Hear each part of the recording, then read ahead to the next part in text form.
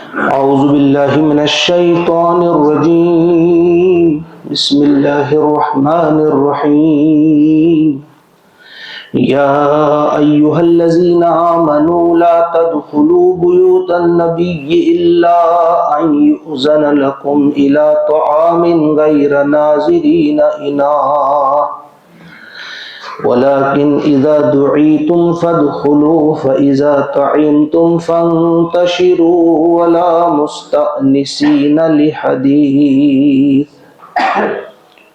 صدق اللہ العظیم۔ سورۃ الاحزاب کی آیت نمبر 53 کا اس وقت مطالعہ کریں گے ہم، جس کا ایک حصہ میں نے آپ کے سامنے تلاوت کیا۔ اس مکمل ایک آیت کا ترجمہ اور مختصر سے اس کی تفہیم بھی آپ کے سامنے رکھی جائے گی انشاءاللہ۔ اللہ کا ارشاد ہوتا ہے یا ایھا الذین آمنو، اے ایمان والو، لا تدخلوا، تم داخل نہ ہو، بیوت النبی، نبی کے گھروں میں، الا، سوائے، ان یؤذن، ان کی یؤذن، اجازت دی جائے، لکم، تمہیں، الی طعام، کھانے کے لیے، یعنی اے ایمان والو، تم بغیر اجازت نبی صلی اللہ علیہ وسلم کے گھروں میں داخل نہ ہو جایا کرو۔ ہاں، جب تمہیں بلایا جائے، دعوت ہو، تو دعوت کے لیے تم اس وقت حاضر ہو سکتے ہو۔ اس میں کچھ آداب سکھائے گئے ہیں۔ یہ اس وقت آیت نازل ہوئی ہے جب حضور علیہ الصلوۃ والسلام کا حضرت زینب رضی اللہ تعالی عنہا سے ان کا نکاح ہوا تھا۔ ایک تو وہاں کی آداب بھی کچھ اس قسم کے تھے کہ وقت بے وقت کسی کے گھر میں داخل ہو جاتے تھے، اور اس کے بعد یا تو کھانے کے انتظار میں بیٹھے رہتے تھے، یا پھر اگر کھانا کھانا ہو تو کھانا کھانے کے بعد دیر تک وہاں بیٹھے رہتے تھے۔ تو اس قسم کا وہاں ہوا ایک بار انہی کے جب ولیمہ ہو رہا تھا، شام کو ولیمہ ہوا، تو باقی لوگ آئے، کھانا کھایا، چلے گئے، لیکن 3 لوگ تھے جو وہیں پہ بیٹھے رہے، کچھ گفتگو کرنے لگے، اس سے اذیت پہنچی نبی اکرم صلی اللہ علیہ وسلم۔ یہ آیت نازل ہوئی، اس میں کچھ ہدایات دی گئی، کچھ آداب سکھائے گئے۔ پہلا ادب یہ سکھایا گیا کہ بغیر اجازت ولیمے کی دعوت ہو یا کوئی بھی دعوت ہو، بغیر اجازت آپ کھانے کے لیے نہیں جائیں گے۔ کوئی بھی دعوت ہو، بغیر اجازت آپ نہیں جائیں گے۔ پہلی جو اس میں پہلا ادب جو سکھایا گیا ہے۔ دوسرا ادب اس میں سکھایا گیا غیر ناظرین اناہ، اور نہ پکنے کی راہ تکتے رہو۔ غیر ناظرین، تم مت راہ تکتے رہو، اناہ، اس کے پکنے کا، یعنی کھانا پکنے کا۔ یہ دوسرا ادب سکھایا گیا۔ یعنی جب آپ کو بلایا بھی جائے دعوت پر تو بہت پہلے نہ جایا کرو کہ وہاں بیٹھ کر آپ کو انتظار کرنا پڑے کہ کب کھانا تیار ہو جاتا ہے تو کھائیں۔ ایک تو اس کا یہ مطلب ہے۔ دوسرا اس کا مطلب یہ ہے کہ اس وقت کچھ لوگوں کی عادت تھی کہ عین کھانے کے پکنے کا انتظار کرتے تھے۔ جب سوچتے تھے کہ فلاں گھر میں اب کھانا تیار ہوگا تو عین کھانے کے وقت وہ جا کر بیٹھتے تھے وہاں پہ۔ اب اس میں ہدایت یہ ہے کہ آپ کھانے کے وقت کسی کے گھر میں ایسے نہیں جائیں گے۔ ایسا نہیں ہو سکتا کہ وہ آپ کو کہیں کہ آپ چلے جاؤ، اب ہمیں کھانا کھانا ہے، یہ تو غیر مروتی ہوگی۔ اور ہر وقت اتنا کھانا بھی تیار نہیں ہوگا کہ کتنے مہمان ہوں گے ان کو بھی کھلایا جائے، بغیر اطلاع کے کوئی آئے تو اس کو کیسے کھلایا جائے گا۔ دوسرا ادب اس میں یہ سکھایا کہ کھانے کے وقت کسی کے گھر میں نہیں جائیں گے، یا کھانے پر اگر آپ کو بلایا گیا ہو تو بہت پہلے جا کر آپ وہاں نہیں بیٹھیں گے۔ دونوں اس میں یہ آتے ہیں۔ ولیکن، بلکہ، اور لیکن، یعنی بلکہ، اذا، جب، دعیتم، تمہیں بلایا جائے، فادخلوا، تو تم داخل ہو جاؤ۔ جب تمہیں دعوت دی جائے تو ضرور جاؤ، مگر فَإِذَا طَعِمْتُمْ، پھر جب تم کھا لو، فَانْتَشِرُوا، تو فوراً منتشر ہو جاؤ۔ یہ تیسرا ادب سکھایا گیا جب آپ کو دعوت دی جائے ضرور جاؤ اب کھانا کھانے کے لیے، لیکن کھانا کھاؤ تو فوراً اٹھ کے چلے جاؤ، فانتشروا، وہاں بیٹھ کر گپوں میں یا کسی گفتگو میں مصروف رہنا درست نہیں۔ ولا مستأنسین لحدیث، اور نہ جی لگا کر بیٹھے رہو لحدیث، باتوں کے لیے، گفتگو کے لیے وہیں پہ بیٹھے رہو۔ اس میں اسی چیز کی طرف اشارہ، اسی واقعے کی طرف اشارہ، جب کھانا کھا کر سارے لوگ چلے گئے لیکن 3 درویش صفت انسان تھے، وہ بھی بیٹھے ہوئے تھے کہ ہم آئے ہیں، حضور علیہ الصلوۃ والسلام کا گھر ہے اور یہاں ہر وقت رحمت برستی ہے، چلو اسی بہانے کسی بہانے آئے تو تھوڑی دیر بیٹھیں گے ہم۔ لیکن اس بات کا انہیں خیال نہیں رہا کہ اس سے تکلیف پہنچے گی نبی اکرم صلی اللہ علیہ وسلم۔ حضرت انس رضی اللہ تعالیٰ عنہ روایت کرتے ہیں، وہ فرماتے ہیں کہ حضور علیہ الصلوۃ والسلام لے گئے تشریف، سونا ہوگا، جب وہاں دیکھا کہ وہ بیٹھے ہوئے ہیں تو آپ واپس چلے گئے۔ تھوڑی دیر کے بعد آپ نے حضرت انس کو بھیجا یا خود پھر تشریف لے گئے، دیکھا وہ ابھی بیٹھے ہوئے تھے، پھر آپ لے گئے تشریف حضرت عائشہ صدیقہ رضی اللہ تعالیٰ عنہا ان کے گھر میں بیٹھے دیر تک، پھر جب اطلاع ملی کہ وہ چلے گئے ہیں پھر آپ آئے، پھر زینب کے اس گھر میں داخل ہو گئے۔ تو یہ کیا ہے؟ اس میں اہم ہدایت ہے۔ یہ تو یہاں خصوصاً فرمایا جا رہا ہے نبی اکرم صلی اللہ علیہ وسلم کے گھروں کے بارے میں یہ بات بتائی گئی، لیکن یہ عام لوگوں کے لیے بھی انتہائی اہم ادب ہے۔ ہم سب کو سیکھنا چاہیے کہ ہمیں جب بلایا جائے تبھی ہم کسی کی دعوت پہ جائیں۔ عام طور پہ اس قسم کی شکایت آتی ہے کہ بغیر بن بلائے مہمان کچھ لوگ جاتے ہیں اور وہاں کھانے میں شریک ہوتے ہیں، اسے بدترین چور کہا گیا ہے۔ وہ چور ہے جو بغیر دعوت کے، جس کو بلایا نہ گیا ہو وہاں جا کر گھسے اور کھانا کھائے۔ تو اسی طرح سے وقت دیکھنا اور وقت پہ کسی کے ہاں کھانا کھانے کے وقت پہ جانا یہ بھی درست نہیں۔ یہ بدوؤں کا طریقہ تھا، ان دیہاتیوں کا طریقہ تھا، اس کی درستی کی گئی، اس کو درست کیا گیا۔ تو ہمیں بھی ان چیزوں کا دھیان دینا چاہیے۔ ان ذالکم، ان بے شک، ذالکم تمہاری یہ بات، تمہاری یہ چیز، تمہاری یہ عادت، کان یؤذی اذیت دیتی ہے، النبی، نبی کو، یعنی آپ کا یہ طریقہ اس سے تکلیف پہنچتی ہے نبی اکرم صلی اللہ علیہ وسلم کو۔ فیستحیی، بس وہ شرماتے ہیں، منکم، تم سے، یعنی وہ یہ بات کہنے سے شرماتے ہیں کہ تمہیں کہیں کہ بھائی چلے جاؤ اب سونے کا وقت ہے، یا چلے جاؤ اب کسی اور کام کا وقت ہے۔ آپ کو یہ بتائیں گے نہیں، یہ تمہیں خود سمجھنے کی بات ہے، آپ کو خود یہ سوچنا چاہیے۔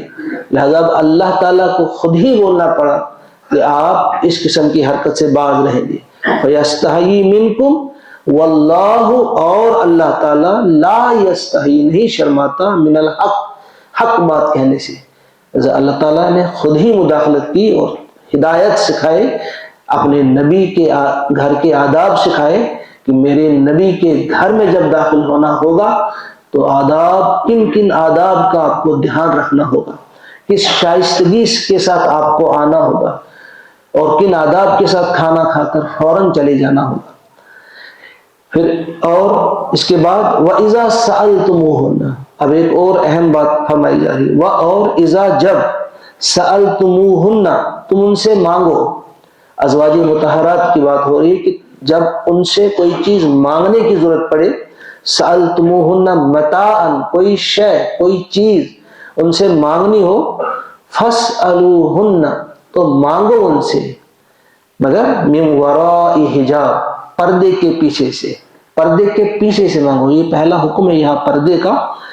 اس کے بعد یہ تو صرف نبی کے گھر کی بات آ گئی کہ یہاں کیسے آپ پردہ کریں گے، پھر تمام مومنین کے لیے بات آئی جو ہم پڑھ چکے سورہ نور میں، آیت نمبر 27، یا ایھا الذین آمنوا لا تدخلوا بیوتا غیر بیوتکم حتی تستأنسوا وتسلموا علی اہلھا۔ یاد ہوگا سب کو کہ اے ایمان والو، اوروں کے گھروں میں داخل نہ ہو جاؤ، غیر بیوتکم، جب تک نہ آپ، حتی مستأنسین، حتی تستأنسوا، جب تک نہ آپ ان سے انسیت حاصل کرو۔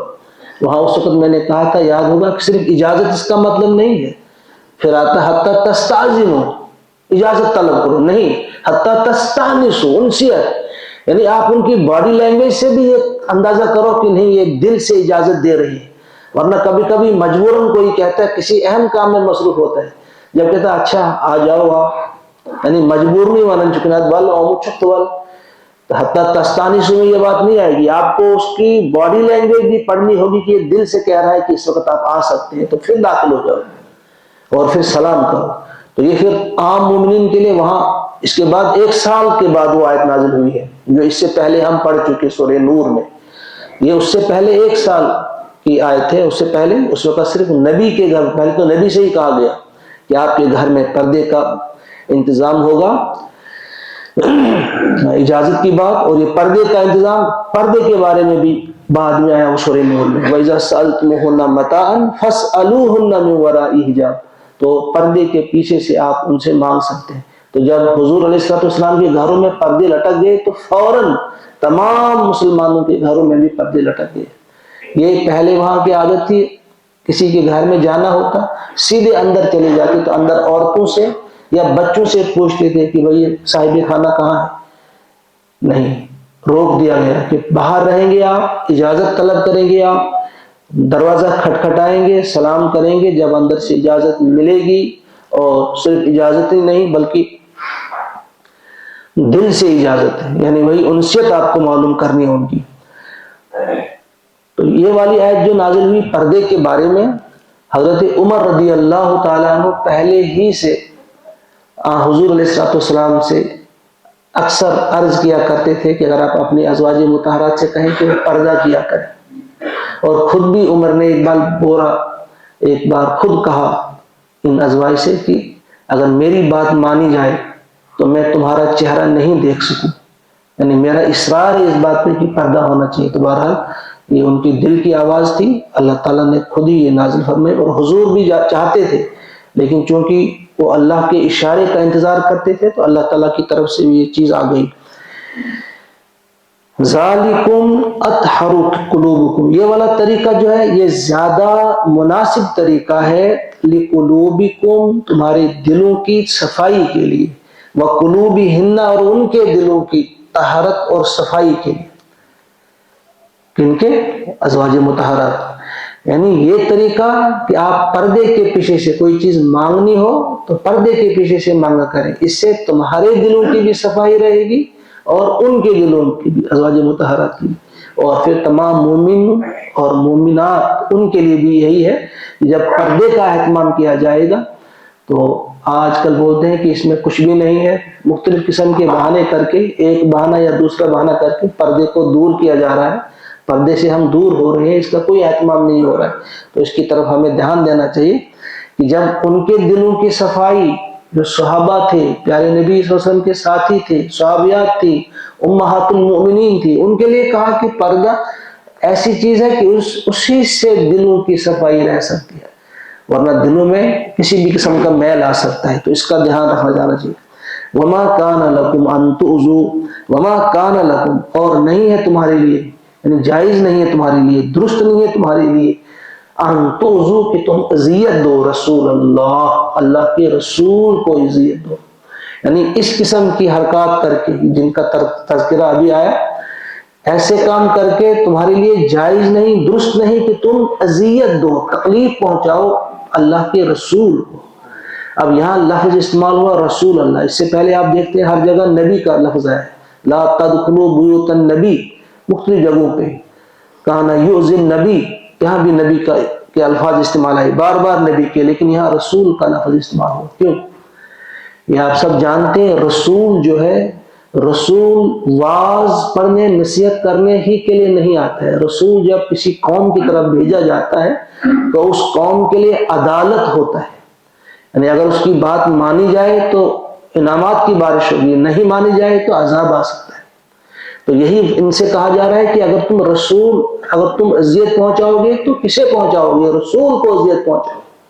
اگر یہ رسول کو اذیت پہنچانا یہ بچوں کا کھیل نہیں, اگر تم یہ کھیل کھیلو گے تو سمجھ لو کہ تم آگ سے کھیل رہے ہو, رسول کے دل کو تم اذیت پہنچاؤ گے. یہاں رسول, اس سے پہلے بھی ہم پڑھ چکے ہیں, ما کان محمد ابا احد من رجالکم ولکن رسول اللہ و خاتم النبیین. قرآن پاک میں جو لفظ بھی استعمال ہوا ہے، اللہ تعالیٰ نے جو استعمال کیا ہے، بالکل تول کر درست لفظ اور صحیح لفظ وہی ہونا چاہیے. وہاں تو نبی پہلے آیا، پھر آیا خاتم، پہلے تو رسول آیا، ولیکن رسول اللہ، پھر کیا آیا وخاتم النبیین. خاتم رسول نہیں کہا، خاتم نبی کہا. کیوں؟ نبی کے بارے میں ہی کہا گیا کہ نبی کی اس کے بعد کوئی نہیں آنے والا، رسول کی تو بات ہی نہیں. اگر خاتم رسول کہا جاتا تو کچھ لوگ اس سے نکالتے کہ ہاں جی رسول تو اب نہیں آئے گا مگر نبی آ سکتا ہے. اگر وہاں کہا جاتا آپ خاتم رسول ہیں، خاتم النبی نہیں کہا جاتا، تو لوگ کہہ سکتے تھے، دشمن کہہ سکتے تھے کہ ہاں جی رسول تو اب آنے والا نہیں لیکن نبی آئے گا. لیکن وہاں رسول کے ساتھ پھر فرمایا آپ نے خاتم النبیین، نبی کوئی نہیں آئے گا. جب نبی نہیں آئے گا تو نبی ہی تو نبیوں میں ہی تو کچھ کو رسول بنایا جاتا ہے، اگر رسول آنے کا کوئی مقصد نہیں. تو یہاں بھی فرمایا ایسا نہ ہو کہ تمہارے لیے جائز نہیں، وما کان لکم ان تؤذوا رسول اللہ، تمہارے لیے درست نہیں، تمہارے لیے یہ جائز نہیں کہ تم اذیت دو اللہ کے رسول کو. ولا ان تنکحوا، اور نہ یہ کہ تم نکاح کرو ازواجہ، اس کی بیویوں کے ساتھ، یعنی ازواج مطہرات کے ساتھ، من بعد ہی، اس کے بعد، ابدا، کبھی بھی. یہ کچھ منافقین کے دل کے چور پکڑا اللہ تعالیٰ نے. جو کچھ منافقین تھے وہ چاہتے تھے کہ ان کے بعد ہم نکاح کریں گے ان سے. یہ کچھ مفسرین نے لکھا ہے کہ یہ چاہتے تھے کچھ لوگ، تو اللہ تعالیٰ نے ان کے دانت توڑ دیے پہلے ہی کہ بھائی تم میں سے کوئی، یہ تو مائیں ہیں تمہاری جو سگی مائیں ہیں ان سے بھی بلند رتبہ ہے ان کا، لہذا تم یہ سوچ بھی نہیں سکتے ہو، تمہارے لیے قطعاً جائز نہیں، تمہارے لیے قطعاً درست نہیں کہ تم حضور علیہ السلام کی ازواج کے ساتھ نکاح کی بات کرو، نکاح کے بارے میں سوچو. ان ذالکم، بے شک تمہاری یہ بات، بے شک تمہاری یہ حرکت جو ہے، کانا ہے، عند اللہ، اللہ کے نزدیک، عظیما، بڑا جرم، یعنی بہت بڑی بات ہے، یہ بہت بڑا گناہ ہے. یہ اس قسم کی بات سوچنا بھی یہ بہت بڑا گناہ ہے، بہت بڑا جرم. ایک بار آپ اس آیت کو سنیں گے. یا ایھا الذین آمنوا لا تدخلوا بیوت النبی الا ان یؤذن لکم الى طعام غیر ناظرین اناہ ولکن اذا دعیتم فادخلوا فاذا طعمتم فانتشروا ولا مستأنسین لحدیث ان ذلکم کان یؤذی النبی فیستحیی منکم واللہ لا یستحیی من الحق وَإِذَا سَأَلْتُمُوهُنَّ مَتَاعًا فَاسْأَلُوهُنَّ مِنْ وَرَاءِ حِجَابٍ ذَلِكُمْ أَطْهَرُ لِقُلُوبِكُمْ وَقُلُوبِهِنَّ وَمَا كَانَ لَكُمْ أَن تُؤْذُوا رَسُولَ اللَّهِ وَلَا أَن تَنكِحُوا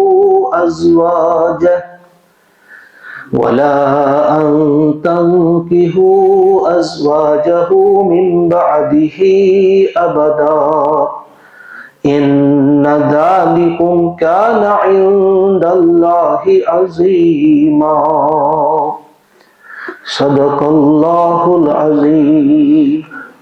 اللهم اجعل القرآن ربيع قلوبنا ونور أبصارنا وشفاء صدورنا وذهاب همومنا وغمومنا.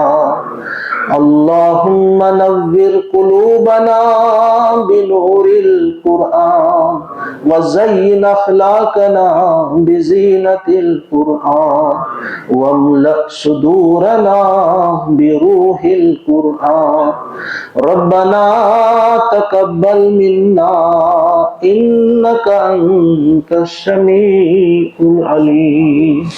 آمين. السلام عليكم ورحمة الله.